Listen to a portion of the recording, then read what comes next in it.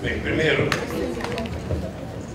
eu queria dizer para vocês da alegria, mais uma imensa alegria de estar aqui vivendo o dia de hoje. Na verdade, eu acho que eu estou vivendo um sonho que ainda não acabou.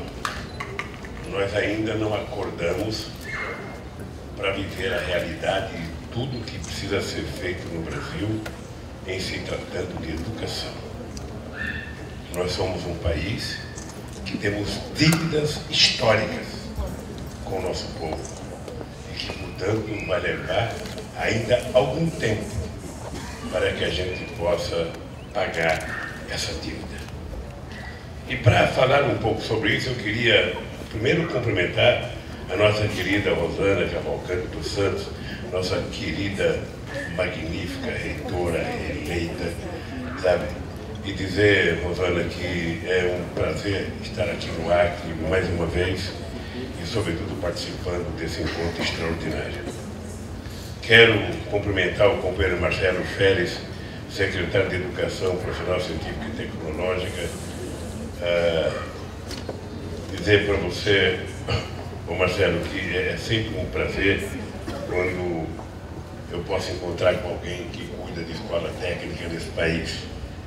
Quero cumprimentar o meu companheiro, extraordinária figura humana, companheiro Tião Viana, nosso querido governador. Ô Tião, é Tião ou é Sebastião?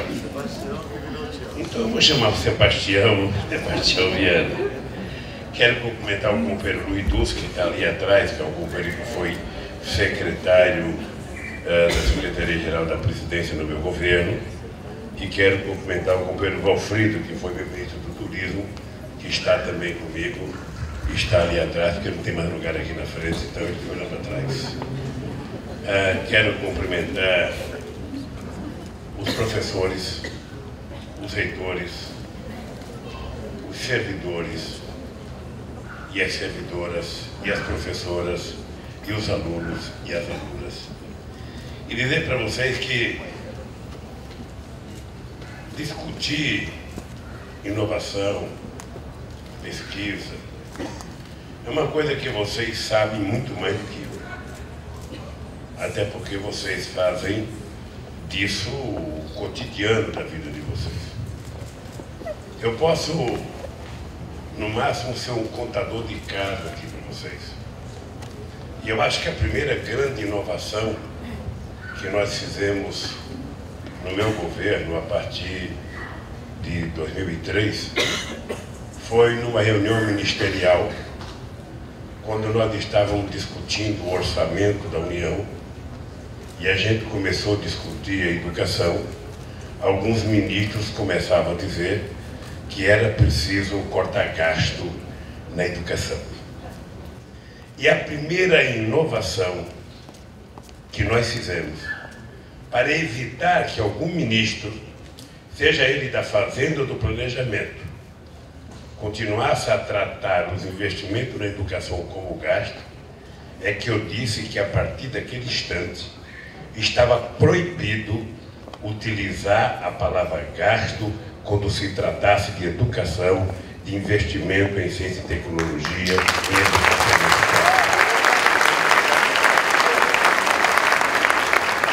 E disse isso com muita convicção, porque não há nenhum investimento que traga retorno a uma nação do que o investimento no conhecimento. Não há. Portanto, era preciso mudar de comportamento.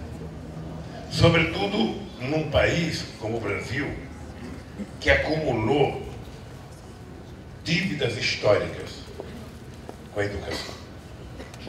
Eu, muitas vezes, não consigo compreender, por mais que eu queira compreender, por que o Brasil retardou tanto fazer coisas que poderia ter feito há 300 anos atrás, há 400 anos atrás. Ou seja, eu conto em todas as palestras que eu vou fazer, que tem o tema da educação, eu tento mostrar como é possível que Santo Domingo, descoberto em 1492, em 1507 já tinha a sua primeira universidade. Ou seja, 15 anos depois da descoberta, já tinha a sua primeira universidade. Obviamente que não universidade nos moldes que é hoje, mas tinha a sua primeira universidade. O Peru teve a sua primeira em 1550. A Bolívia em 1640. A Argentina em 1918 já tinha feito a sua primeira reforma universitária.